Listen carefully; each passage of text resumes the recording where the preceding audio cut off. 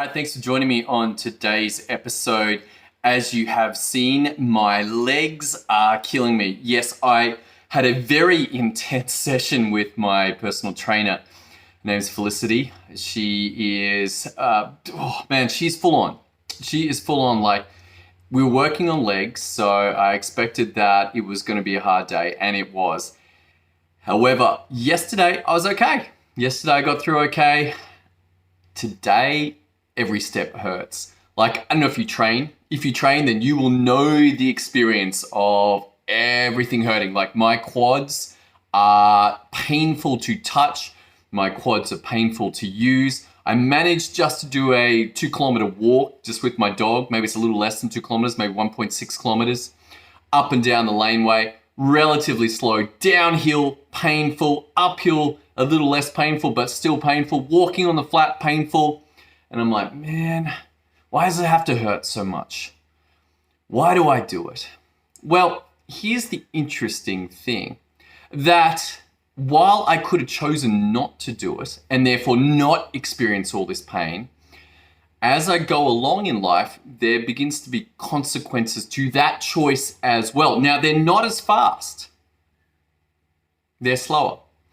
And it slowly looks like obesity. It slowly looks like shortness of breath. It slowly looks like diabetes.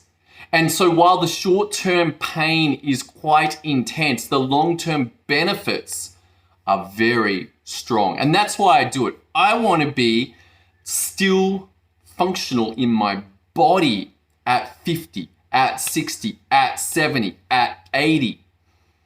Like, I've seen how hard it gets, particularly those who've really not looked after themselves. Men at 60, smoking, drinking, never training, life gets hard. But even those who have done some, didn't really pay attention, 70 gets hard.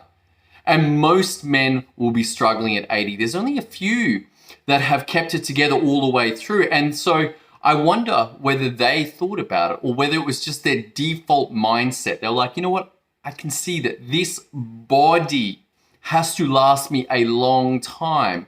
And paying attention to those who are older than us has some benefits. They can act as both beacons of what to do and also beacons of what not to do. So I choose to show up and train, work on my legs, even though today it means that every step is like having a knife jammed in my quads.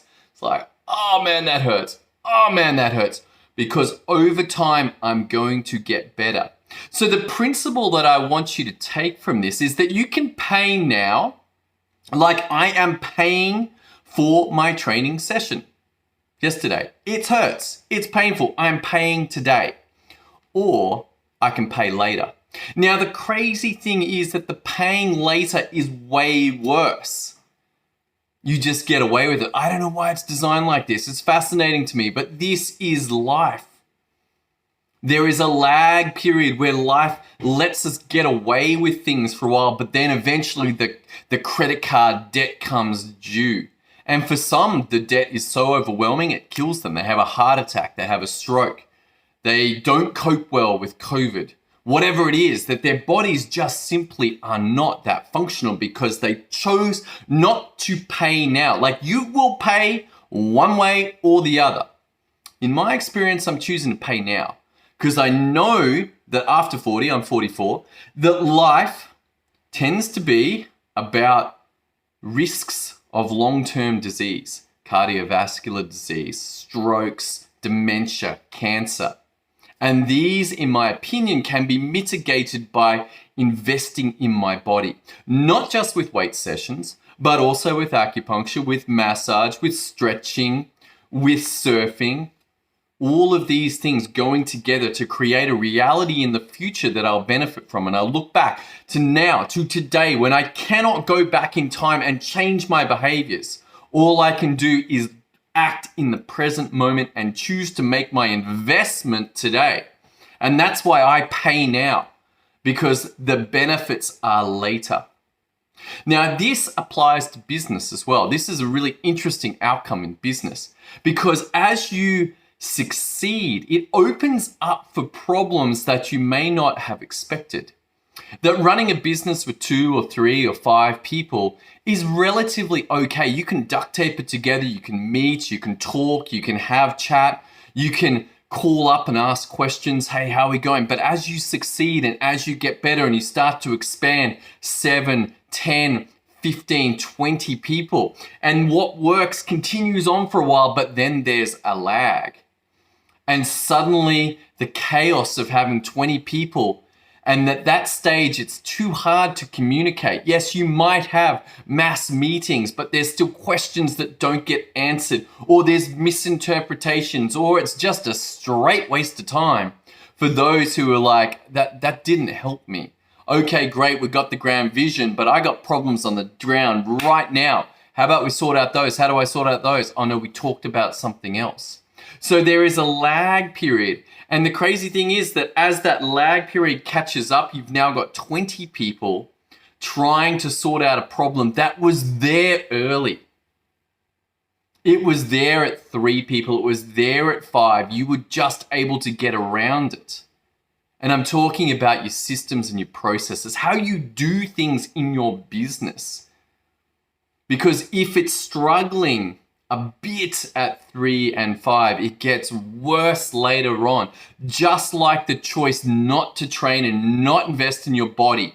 If you don't invest in your systems and processes early, then you will pay later when you're succeeding, when things are booming and it gets hard. It means you are working long hours, you are answering question after question from your team, and then the problems continue because your fulfillment's not on point. You start to run into problems with your advertising and your sales. It is critical to consider what is coming. Hopefully you realize that your business will succeed. Like you're a good entrepreneur, and therefore things are going to come where you can look and go, hey, how did they get through that? How did that business that smoothly grew or dialed in a good experience through 10, 15, 20, 30, 40, 50 employees, how did they do that? Very hard to run a team of 50 with nothing written down.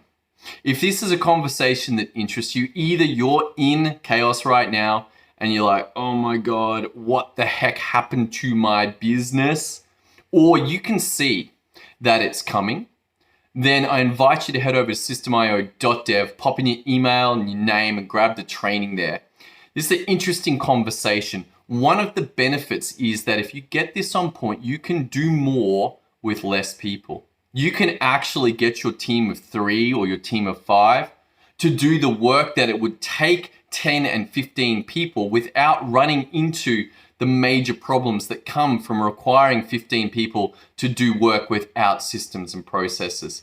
You get more done, you get higher profitability, you get a happier team. There's a lot to benefit from. Thanks so much for joining in today's episode. Look forward to seeing you on tomorrow as we continue this journey into systems and processes for business. See you then.